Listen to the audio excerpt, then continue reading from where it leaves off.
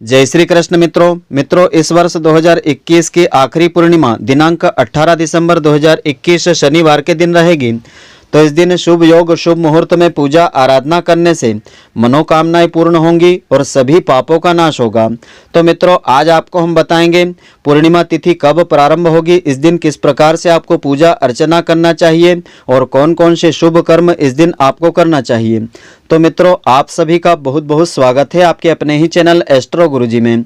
यदि आपने अभी तक हमारे चैनल को सब्सक्राइब यदि नहीं किया हो तो अभी सब्सक्राइब कर लें और बेल आइकन को अवश्य दबाएं, जिससे हमारे अगले आने वाले नए वीडियो की नोटिफिकेशन सबसे पहले आपके पास पहुंचे। आप नित्य नई नई ज्ञानवर्धक जानकारियां व नित्य का राशिफल हमारे चैनल से प्राप्त करते रहें। तो हमारे हिंदू सनातन धर्म में अमावस्या और पूर्णिमा तिथि का विशेष महत्व होता है। इस वर्ष मार्गशीर्ष मास की पूर्णिमा 18 दिसंबर 2021 शनिवार के दिन रहेगी। तो इस दिन पूजा जप तप और दान आदि का विशेष महत्व होता है और धर्म ग्रंथों में ऐसा बताया है। इसी महीने में भगवान श्री कृष्ण जी की पूजा करने से अनंत गुना फलों की प्राप्ति होती है। तो मार्गशीर्ष पूर्णिमा का शुभ मुहूर्त इस प्रकार से रहेगा। पूर्णिमा तिथि प्रारंभ होगी दिनांक 18 दिसंबर 2021 शनिवार को प्रातःकाल 7:24 पर आरंभ होगी और दिनांक 19 दिसंबर 2021 रविवार को प्रातःकाल 10:05 तक पूर्णिमा तिथि रहेगी। तो रविवार के दिन स्नान व दान की पूर्णिमा रहेगी और शनिवार के दिन व्रत करने की पूर्णिमा रहेगी। तो इस साल मार्गशीर्ष पूर्णिमा पर शुभ योग बन रहा है। 18 दिसंबर को संध्या योग प्रातःकाल 9:13 से है। इसके बाद शुभ योग आरंभ हो जाएगा। इसके बाद पूर्णिमा तिथि तक शुभ योग रहेगा।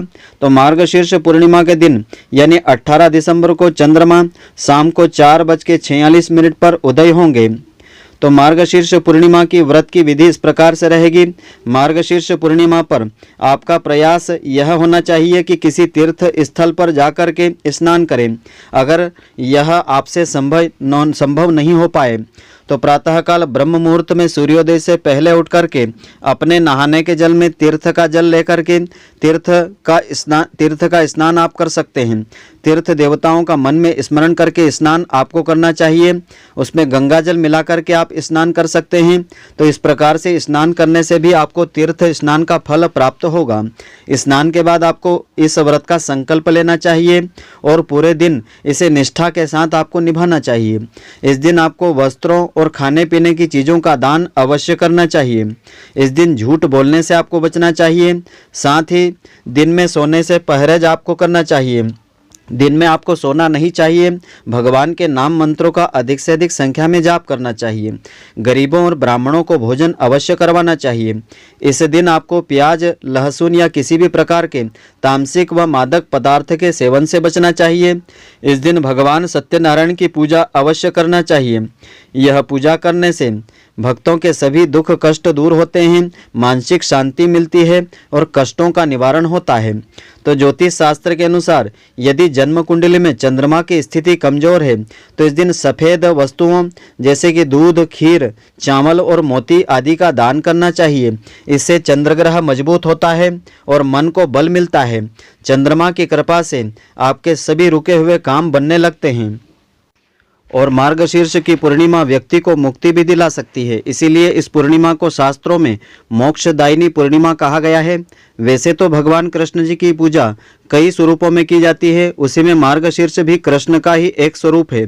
मार्गशीर्ष पूर्णिमा के लिए चंद्रमा को अमृत से सींचा गया था, अतः मार्गशीर्ष की पूर्णिमा पर चंद्रमा की उपासना जरूर करना चाहिए। सभी महीनों में मार्गशीर्ष के महीने को सबसे अधिक पवित्र माना जाता है। वैसे तो मार्गशीर्ष का पूरा महीना भगवान कृष्ण का होता है। व्यक्ति पूरे महीने कृष्ण भगवान की पूजा आराधना कर सकता है, लेकिन जो व्यक्ति इस महीने भगवान श्री कृष्ण जी की पूजा नहीं कर पाए वे मार्गशीर्ष पूर्णिमा के दिन भक्ति पूर्वक उनकी पूजा आराधना कर सकते हैं, जो बहुत ही फलदायी होती है। भगवान श्री कृष्ण जी ने श्रीमद् भागवत गीता में स्वयं कहा था कि समस्त महीनों में मार्गशीर्ष मेरा ही स्वरूप है। भगवान कृष्ण ने गोपियों को भी बताया था कि इस महीने में यमुना में स्नान करने से मैं सहज ही सभी को प्राप्त हो जाता हूँ। तभी से मार्गशीर्ष के महीने में नदियों में स्नान करने का प्रचलन होता है। इस महीने में जो भक्त भगवान श्री कृष्ण जी की उपासना करता है, कृष्ण भगवान उनकी सभी इच्छाएं मनोकामनाएं पूर्ण करते हैं। इसलिए मार्गशीर्ष माह की पूर्णिमा पर भगवान श्री कृष्ण जी की पूजा का विशेष महत्व लाभ प्राप्त होता है। तो क्यों खास होता है इस पूर्णिमा का महत्व? इस बार चंद्रमा अपनी सबसे अधिक मजबूत स्थिति में रहेंगे। वैदिक ज्योतिष के अनुसार गुरु वृश्चिक में रहेगा तो चंद्रमा वृषभ राशि में होंगे। तो गुरु और चंद्रमा के इस संयोग से गज केसरी योग भी बन रहा है। शुक्र जो आपके सुख को बढ़ाता है वह स्वग्रही रहेगा, इसलिए अमृत और अमरता का कारक चंद्रमा बहुत बलवान होगा।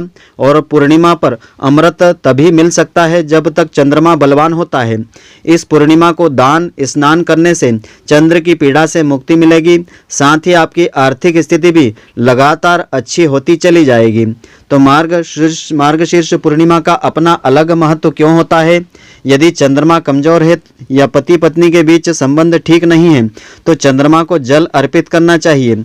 जीवन में लगातार कोई न कोई समस्या बनी रहती है, रोजगार नहीं मिल पा रहा हो तो आप मार्गशीर्ष पूर्णिमा के दिन पूर्णिमा का व्रत करना शुरू कर सकते हैं। इस दिन आप फलाहार या सेंधा नमक का भोजन कर सकते हैं।